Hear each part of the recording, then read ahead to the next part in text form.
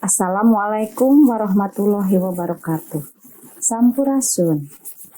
Perkenalkan, Wasta Simkuring Roswati SPD di SMA Negeri 8 Kota Bogor mengajar bahasa Sunda. Dina waktos ieu simkuring bade maparkeun materi ngeunaan dongeng. Di mana materi ngeunaan dongeng ieu mangrupakeun salah sahiji materi anu aya di kelas 10 bawah eta IPA atawa IPS.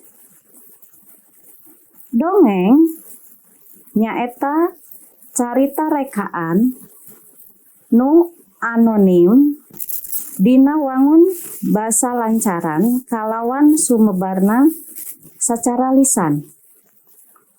Tatalepa ti hiji jalma ka jalma sejenna.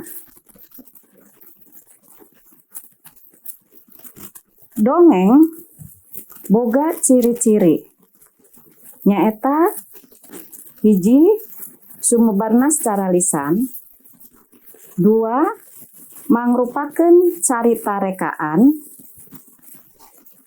kalakuan jeung paripolah palakuna sok pamohalan, tilu ngagunakeun bahasa lancaran, kaopat anonimus nyaeta teu kanyahoan saha anu ngaranna, kalima carita dongeng ilaharna pondok, nu kagenep dongeng sok ngandung ajen atikan pangpangna anu patadina jeung akal budi. Jadi dina carita dongeng aya manfaat anu bisa dicokot pikeun kahirupan urang di dunia. Struktur dongeng nu kahiji ngabogaan jejer. Jejer teh artina tema nyaeta ide, gagasan anu ngajiwaan carita.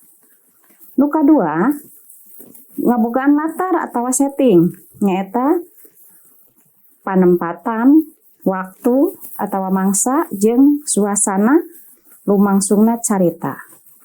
Nu katilu palaku, tokoh nyaeta di dia bisa mangrupakeun jelema, sasatoan, tutuwuhan atawa bangsa jin jeung siluman. Nu kaopat galur atau alur nyaeta runtuyan dina carita anu ngawangun hiji lalakon nepi ka ngalegeunjeur. Biasana di dieu alur itu aya alur maju, aya mundur jeung campuran. Terakhir aya amanat atawa pesen rupaning hal atawa perkara nu rek ditepikeun ku pangarang dina karyana. Ya, pikeun kahirupan jalma naon pesen atawa amanat dina eta dongeng.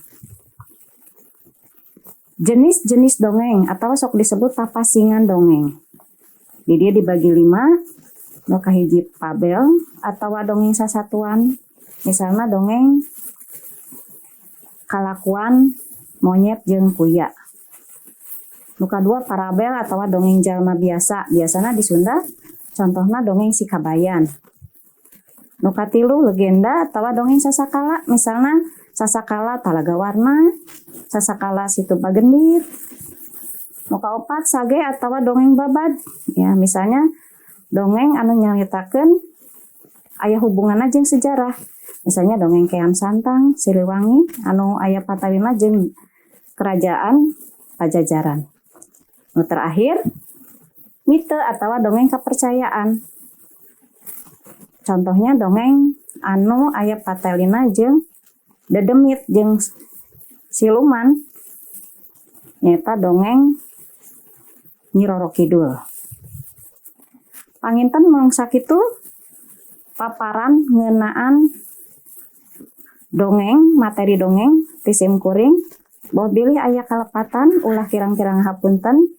Assalamualaikum warahmatullahi wabarakatuh.